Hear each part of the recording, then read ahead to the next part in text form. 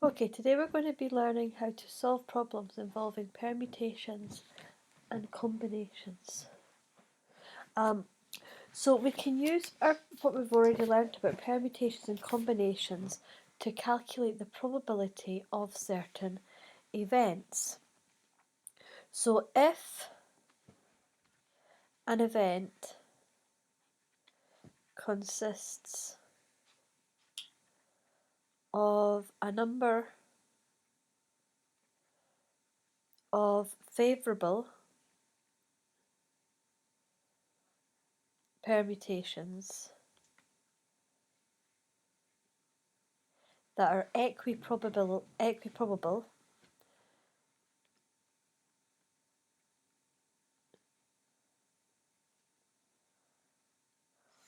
or a favourable number of combinations,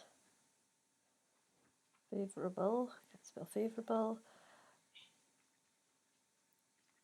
again are equiprobable.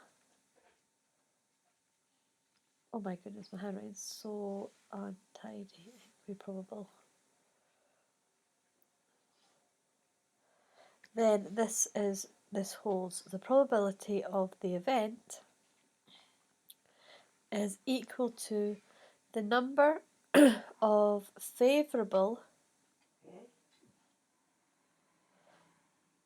permutations or combinations, because it holds for both, divided by the number of possible permutations or combinations.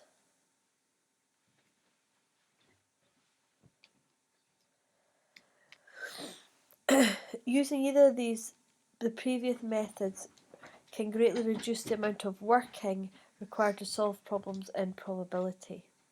But nevertheless, we need to be very careful when doing them to use these methods appropriately. So let's do some examples to see how this works. So there are 15 identical tins, but they've lost their labels. All 15 have lost their labels. How inconvenient. But we know that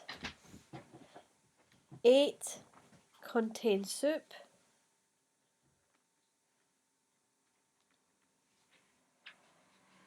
4 contain beans, and 3 contain peas. If 7 are selected at random and they're not replaced, find the probability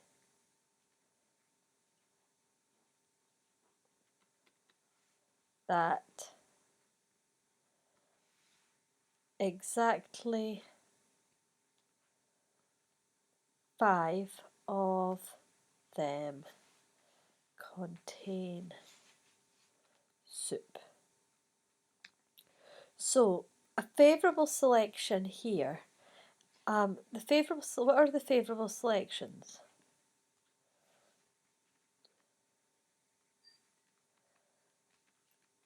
Are when you've got 5 soup and 2 tins not soup. It's not important whether these tins, so the tins that are not soup, it doesn't matter if they're beans or peas, they just have to not be soup. So we have, we denote we have our 15 tins in total. We have 8 soup, 7 are not soup, Remember, the wee dash means not. So we have to think of our number of combinations that are favourable. So how many soups do we have? We have 8, and we're choosing 5. But we also need to choose from our 7 that are not soup, we have to choose 2 of them to make the number of tins that we're choosing 7 tins, and so we need to find that combination which is our favourable combination. And then we have, so this will be 56 times 21, which is 392. And then we have our possible combinations. So our possible combinations are, there's 15 tins and we're selecting 7, which is going to be 6,435. So the probability of selecting 5 tins soup is going to be our 8 choose 5 times 7 choose 2 over our possible combination. What am I writing? Our possible number of combinations, which is going to be 392 over 6,435, which is 0.183. Now let's do another example. A girl has a bag, looks like a bug, a bag containing 13 red cherries. We'll call that big R. And 7 black cherries, which we've got B. She takes 5 cherries from the bag at random. Find the probability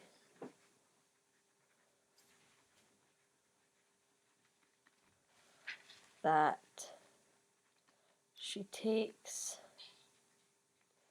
more red than black. So let's think, how many does she take?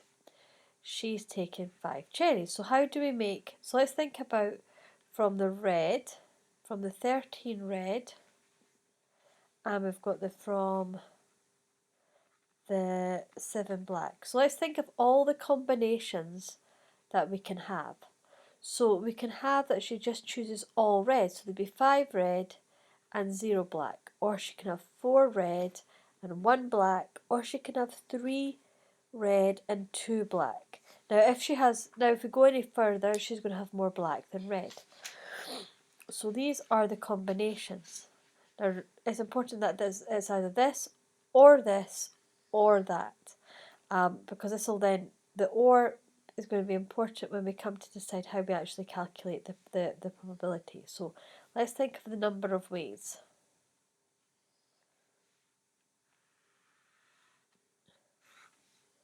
So the number of ways of choosing 5 red cherries is going to be, there's 13, so 13 choose 5, and we've got to choose the 7 choose 0, which works out at 1,287. And here we're going to have 13 choose 4 times 7 choose 1, which comes out at 505.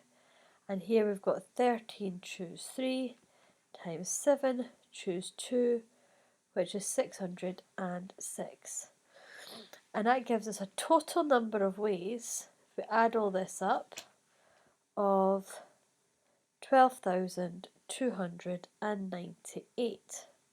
Now, how many ways are there in total? So the total possible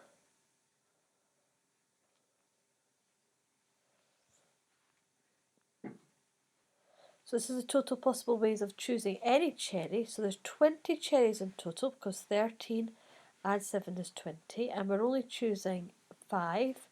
Is going to be 15,504. So the probability of more red than black will be,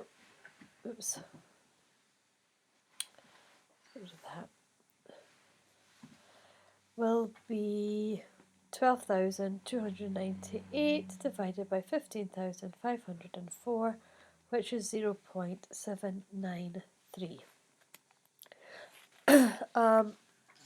Let's do one more example. So a minibus has seats for a driver, and we'll denote the driver by D, and 7 passengers.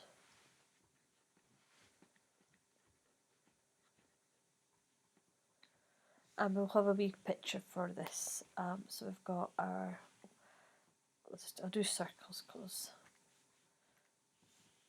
it's easier. So 1, 2, 3, 4, 5, 6, 7, 8. And the driver is going to sit here. Now, when 7 passengers are seated in random order,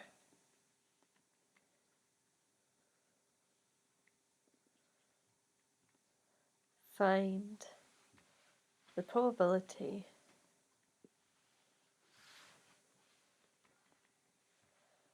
that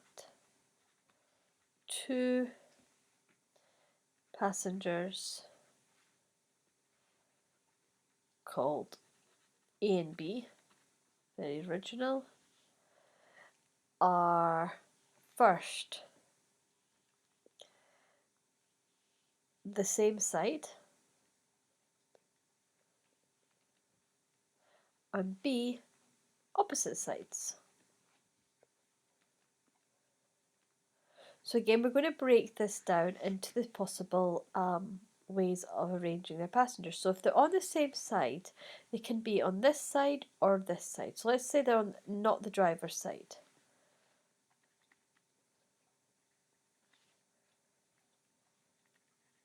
So you've got on the not the driver's side, you've got 4 seats, and you are choosing 2 people, and so that is going to be 4p2 ways. On the driver's side, you're going to have 3 ways, and you have your 2 passengers, and the number of possible ways would be 7p2 ways. So the probability of same side will be, now let's remember, if you've got the probability of A or the probability of B, that's equal to the probability of A plus the probability of B. Now, because it's either the side of the driver or the or not the side of the driver, we're going to have the 3p2 over 7p2 plus 4p2 over 7p2, and that will give us 6 over 42 plus 12 over 42, which gives us 3/7. Now the second part is on opposite sides. So these two passengers, they're either going to be sitting on the same side or they'll be sitting on opposite sides. There's only two possibilities. So we can use this the rule that if let's write this down, probability opposite sides, it must be equal to 1 minus the probability that they're on the same side. And that'll be 1 minus 3 over 7, which is equal to 4 over 7. So I hope that helps.